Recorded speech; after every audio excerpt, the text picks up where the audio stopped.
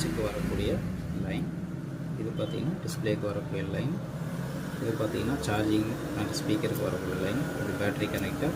இது பவர் ஸ்விட்ச் up down use ஆகுது. இது பார்த்திங்கன்னா வைப்ரேட்டர் மோட்டார்.